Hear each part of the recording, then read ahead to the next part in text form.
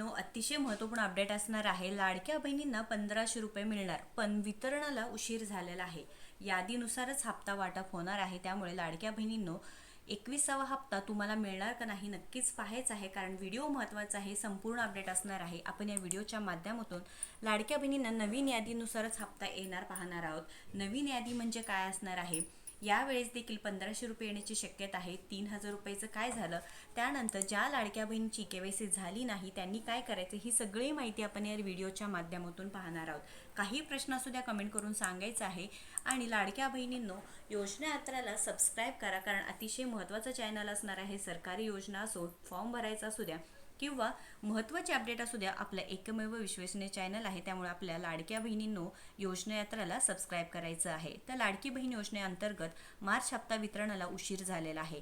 उशीर झाला तरी सुद्धा लाडक्या बहिणींनो नाराज होऊ नका, कारण नवीन याद्या सुरू आहे। आता तुम्ही म्हणाल की प्रत्येक वेळेस ही नवीन यादी म्हणजे काय, तर लाडक्या बहिणींनो लक्षात घ्या, केवायसी दुरुस्ती प्रक्रियेसाठी मागील 15 दिवसापासून लाडक्या बहिणी प्रयत्न करत आहेत। म्हणजे मागील 15 ते 20 दिवस झाले की मंत्री आदितीताई तटकरे यांनी काय केलं की जे वाढीव आहे, जे दिवस आहेत की 30 एप्रिलपर्यंत पुन्हा एकदा संधी दिली। त्यामुळे लाडक्या बहिणींनो ही केवायसी प्रक्रियाची जी यादी आहे ती तयार होण्यास सुरुवात होत आहे।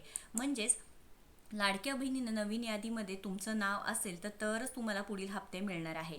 नवीन यादी म्हणजे ज्यांची केवायसी झाली आहे, दुरुस्ती प्रक्रिया झाली आहे, तुमचं नाव आहे, तर 100% तुमच्या खात्यामध्ये पैसे मिळणार आहे।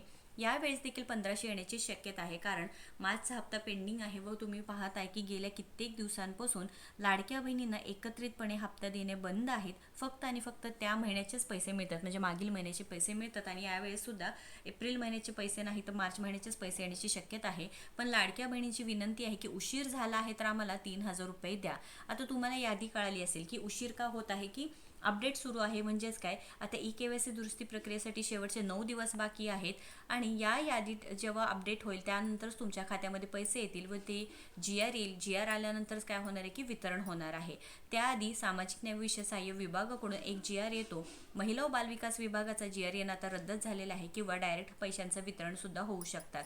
आता नेक्स्ट काय असणार आहे बघा, तुम्ही पात्र आहे का लगेच कमेंट करून सांगा। आता हे का महत्त्वाचं आहे, तुम्ही कमेंट करणं का महत्त्वाचं आहे, की तुम्ही पात्र असाल तरच तुमच्या खात्यामध्ये 1500 रुपये जमा होणार आहे। तुम्ही अपात्र झाला, तुमची केवायसी झाली आहे का नाही, तुमची केवायसी नाही झाली म्हणून तुमचा हप्ता बंद झाला आहे का, हे देखील तुम्ही सांगायचं आहे। लाडक्या बहिणींनो अतिशय महत्त्वाचं असणार आहे, तुम्ही पात्र आहे का, तुम्हाला पैशांची गरज आहे का, मार्चचा हप्ता तुम्हाला मिळायला पाहिजे आहे का, नक्कीच कमेंट करून सांगायचं आहे। जास्तीत जास्त लाडक्या बहिणींनी कमेंट करा, तरच तुमच्या खात्यामध्ये 1500 रुपये जमा होणार आहे। फक्त केवायसी झाली आहे, तुमची केवायसी झाली म्हणून तुम्हाला अपात्र केला असेल तरी सुद्धा सांगायचं आहे।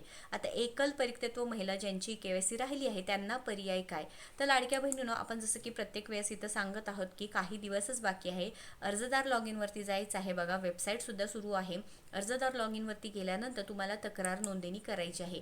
अशा प्रकारे ही तक्रार नोंदणी, तक्रार फॉर्म ओपन होतो। ओपन झाल्यानंतर संपूर्ण प्रोसेस आपण काल सुद्धा एक व्हिडिओमध्ये पूर्ण प्रोसेस सांगितलेली आहे, त्यामुळे ती व्हिडिओ तुम्ही बघायचा आहे। लवकरात लवकर तक्रार नोंदणी करा, व्हिडिओ मोठा होऊ नये म्हणून आपण शॉर्टकटमध्ये सांगतोय। तक्रार फॉर्म, तक्रार प्रकार असतात, तक्रार श्रेणी असते। तक्रार नोंदणीमध्ये अगदी सगळं मराठीत दिलेलं आहे। तुमची माहिती भरायची आहे। माहिती भरल्यानंतर 5 डॉक्युमेंट्स विचारतात, त्यापैकी तुम्ही आधार कार्ड असतं ते तुमचं पुढील आणि मागील हे फोटो अपलोड करायचा आहे तुम्हाला, आणि त्यानंतर कंप्लेंट रजिस्ट्रेशन करायचं आहे।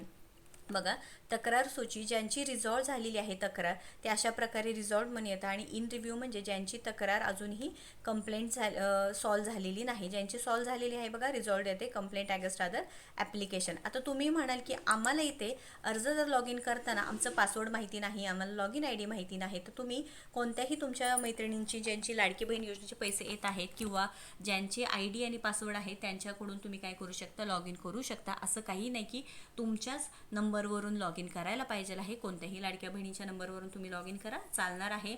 OTP फक्त येणार आहे आणि तुम्ही तक्रार करू शकता। शेवटचे काही दिवस राहिलेले आहे, महत्त्वाचा व्हिडिओ असणार आहे बघा।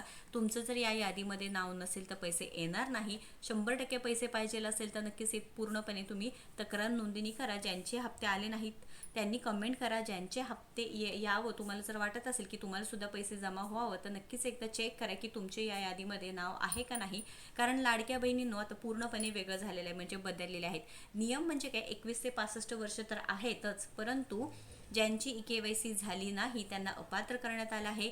एका घरात फक्त एक विवाहित एक अविवाहित महिलांनाच पैसे मिळत आहेत. तुमच्याकडे 4 चाकी वाहन आहे, तुम्हाला पैसे मिळणार नाही. 2.5 लाखांपेक्षा उत्पन्न आहे, तुम्हाला पैसे मिळणार नाही. त्यामुळे या निकषांव्यतिरिक्त तुमची KYC अतिशय महत्त्वाचं असणार आहे. तुमची KYC झाली नसेल तर लवकरात लवकर तक्रार फॉर्म आहे ते भरायचं आहे. श्रेणी निवडा तुमची, अन्यथा तुमचा तक्रार नाकारली जाईल हे सुद्धा सांगितलेले आहे. या संदर्भात काही प्रश्न सुद्धा कमेंट करा.